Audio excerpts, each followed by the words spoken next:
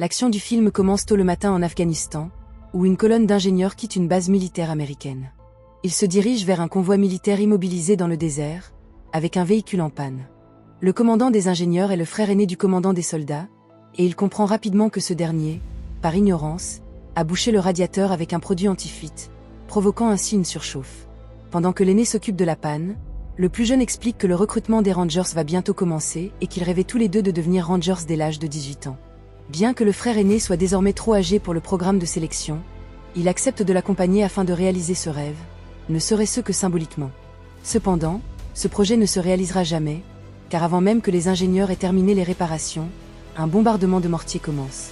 Les deux groupes sont anéantis en quelques secondes. Un ingénieur, blessé à la jambe, retrouve son frère également blessé, puis se réveille 2 ans plus tard dans un bus transportant plusieurs recrues vers une base d'entraînement des Rangers, située dans les forêts du Colorado, près d'un petit village appelé South Park. À leur arrivée, les candidats reçoivent des numéros à la place de leur nom, qui serviront d'identifiants pendant toute la durée de la formation. Les officiers annoncent clairement que la moitié d'entre eux échouera, et que les sergents se chargeront de cette sélection impitoyable. Commencent alors des jours éprouvants, faits d'entraînements intensifs et de tests physiques extrêmes. L'épreuve ultime est la fameuse « marche de la mort », un exercice de 24 heures. Chaque jour, le sergent Torres annonce les numéros des candidats éliminés, ceux qui n'ont pas atteint le niveau requis. L'ingénieur, désormais connu sous le numéro 81, malgré sa blessure et son âge, se distingue rapidement par ses performances exceptionnelles. Il reste solitaire, avance toujours en tête, comme animé par une volonté inébranlable. Parmi les recrues circulent des rumeurs à son sujet. Certains disent qu'il a été décoré pour avoir tenté de sauver son frère lors d'une embuscade, en le portant sur plusieurs kilomètres dans le désert, sans succès. Pendant ce temps, un reportage diffusé à la télévision évoque un météore qui se rapproche de la Terre. Mais le 81 ne pense qu'à une chose, réussir la mission finale en mémoire de son frère. Un autre candidat, le numéro 7, tente de créer un lien avec lui après avoir remarqué un tatouage identique à celui de son frère. Lors d'un exercice sous l'eau avec des poids, le 81 pousse ses limites au point de presque se noyer. Il est sauvé de justesse par les autres. Après cet incident, il est convoqué par le commandant du camp, qui lui reproche son incapacité à travailler en équipe. Malgré ses performances physiques, il est jugé psychologiquement instable, trop obsédé par la réussite individuelle. On lui propose d'abandonner volontairement, mais il refuse. Lors d'une nouvelle sélection, les numéros annoncés, dont le 81, ne sont pas éliminés, mais qualifiés pour l'épreuve finale. Leur mission est claire, atteindre un point précis, détruire un simulateur d'avion abattu, récupérer un pilote dans un village fictif, puis revenir à la base en moins de 24 heures. Pour compliquer la tâche, un groupe de Rangers expérimentés, appelé « cadres », jouera le rôle de l'ennemi. Le commandant décide également de nommer le 81 chef du groupe, le forçant à collaborer avec les autres. Transportés en hélicoptère jusqu'au point de départ, les candidats remarquent un site de fouilles étrange en contrebas.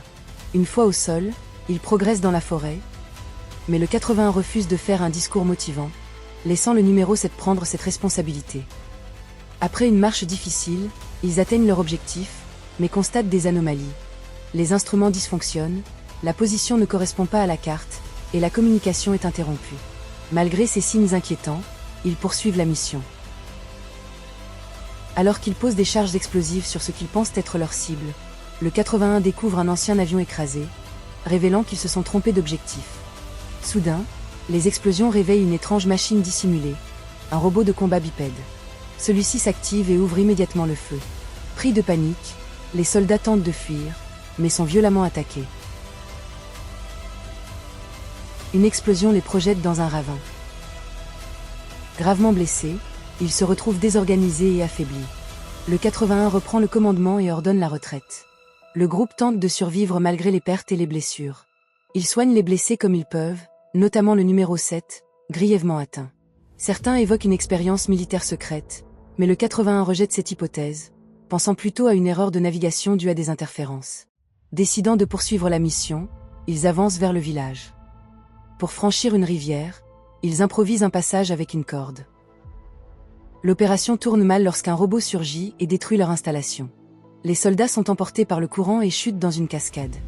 Miraculeusement, certains survivent, mais les pertes continuent de s'accumuler. En atteignant finalement le village, ils découvrent qu'il a été détruit, probablement par le robot. Comprenant la gravité de la situation, le 81 décide de retourner à la base pour prévenir du danger. Inspirant les survivants, il les pousse à continuer malgré l'épuisement. Ils récupèrent un véhicule blindé et tentent de fuir, mais le robot les rattrape et attaque violemment. Le combat est désespéré. Le blindé est détruit, et presque tous les soldats périssent.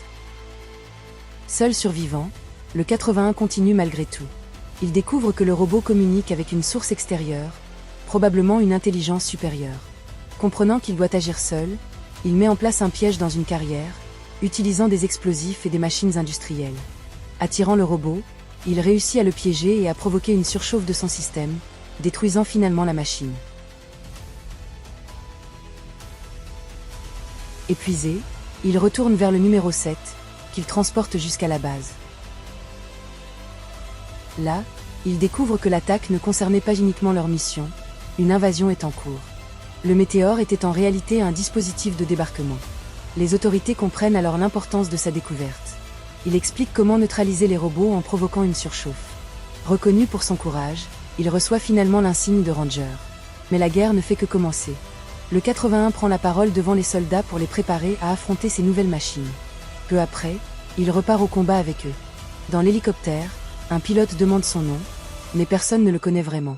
Il reste anonyme, le numéro 81. Le film se termine sur cette note. Si ce résumé t'a plu, abonne-toi pour ne rien manquer des prochains.